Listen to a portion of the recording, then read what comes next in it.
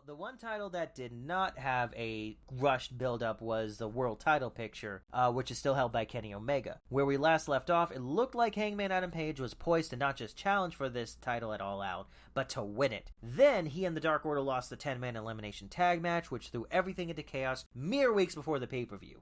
There were two things that more than likely led to this change in storyline: the signing of the new talent, and the fact that Adam Page and his wife were about to have a baby. So to give Kenny Omega some time to work through the big new stars and to give Hangman some time at home, they had him lose his shot at the top spot, and they sent him home on the August 4th episode of Dynamite. Tony Schiavone's interviewing him in the ring when the Elite come out and, mock him for a bit until he takes a swing at Kenny. The Elite then stomp a mud hole into him, and the Dark Order come out to try and make the save. But Adam Page, right before this, had asked the Dark Order to give him some space, and apparently Evil Uno and Stu Grayson took this to mean, do not help me if I'm being murdered. And so they corral the Dark Order to the back while Hangman gets bashed over the head with the title belt. We haven't seen Hangman since, and the Dark Order has been fractured since then. What do you think about the way they got Hangman out of the picture? Do you think this was a good idea at the time, and do you like what they've been doing with the Dark Order since then? I don't know. I go back and forth on it. I think it makes sense that they had to kind of write Hangman out. I don't know. I just like the Dark Order so much, and I root for them so much that I hate seeing any animosity among them. So I don't know. We'll have to see where things go. I don't want to see them break up. I do want to see this, and I do want to see this relationship with the Hangman continue to evolve. So I don't know. I'm kind of split on it.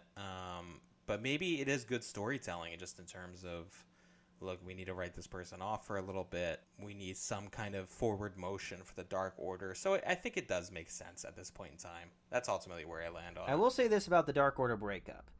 My favorite Evil Uno is one who's evil. So him getting a little bit of a bite in the more recent episodes, a little bit of a firmer hand with his cronies, I kind of like that.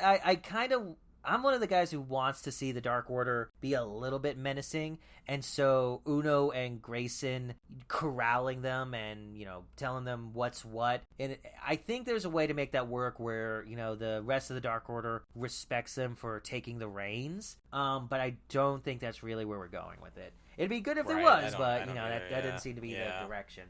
I mean, the direction is pretty obvious. We're going to wait until Hangman gets back, and then they're just going to get back together. Yeah. Right, they'll have some kind of big reuniting or putting aside of differences. Well, with the Hangman out of action, they needed to put someone else in his place for the title shot, and Christian Cage stepped up to the plate.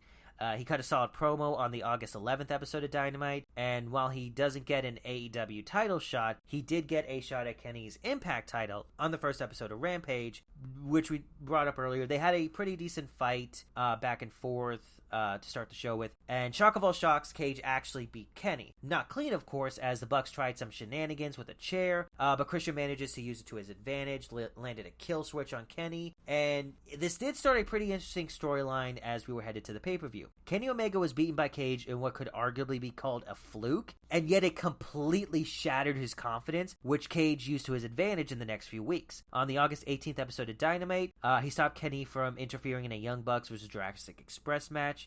We talked about that earlier. He alleges some sort of conspiracy between him and Don Callis on the August 25th episode of Dynamite, which, I don't know, that was a little bit odd, but it was more just kind of needling Kenny. And anytime they get the least bit physical, Kenny runs away like a scared child. The only thing that's helping him to rebuild his confidence during this time is the rest of the Elite led by Don Callis, who are giving Kenny opportunities to strategically get over Christian at certain points. The Good Brothers basically jump Christian and hold him so that Kenny can get a few easy shots in. Then they put him in a tag match where Brandon Cutler did most of the work and took most of the lumps. And there was the go home segment on the September 1st episode of Dynamite. We brought this up briefly when we talked about the tag titles, but that 8-man tag match between the Lucha Bros, Jurassic Express, Good Brothers, and the Young Bucks, good match, but eventually the Young Bucks win. I think they pin Phoenix of all people, and so Kenny Omega and the rest of the Elite come out to celebrate by stomping the baby faces into the ground, and this draws out Christian Cage, who is similarly brought to heel, and it turns out that Omega has the controls to the cage that is above them in preparation for the pay-per-view. He lowers the cage, locking all those baby faces in with the Elite, and continue their assault while other baby faces like Kazarian, Dante Martin, and Orange Cassidy try to get in. Cage himself was fine in the build-up, but it honestly felt like he was there to fill a spot, and the real story was around Kenny Omega feeling uneasy about facing a challenger for his belt. So in that regard, I thought the build-up to the title match was pretty good, but had circumstances been different, I think that the Hangman program would have been better, and once they get around to it, I have no doubt that it will probably be the better of the two. What do you think?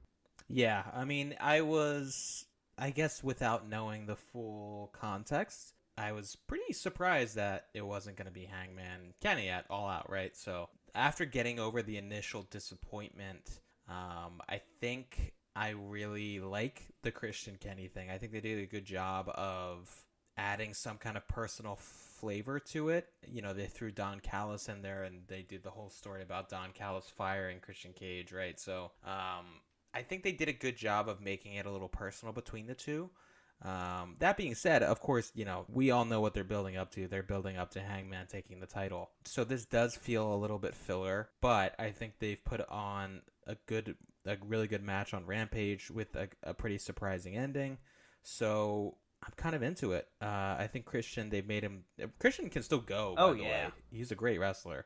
And he puts on great matches with, and Kenny's not going to have a bad match. So I don't know. I think even if this feud isn't as personal or as AEW important as Hangman Kenny, I think from a pure wrestling standpoint, you could do worse. And I mean, say what you will about Don Callis, he is working his butt off for this. I love Don Callis. Like not just in the sense that he's a good worker in the sense of like outside of kayfabe. Within kayfabe, he is doing so much to protect Kenny, protect the Bucks, build them up, undermine the opponents. He is working. He is doing his job. Oh yeah, and the suits he wears. Can we talk Fantastic about that? suits. Like I wish I had those suits. Unbelievable. I know. The way he wears a pink suit, it's on another level. It is amazing.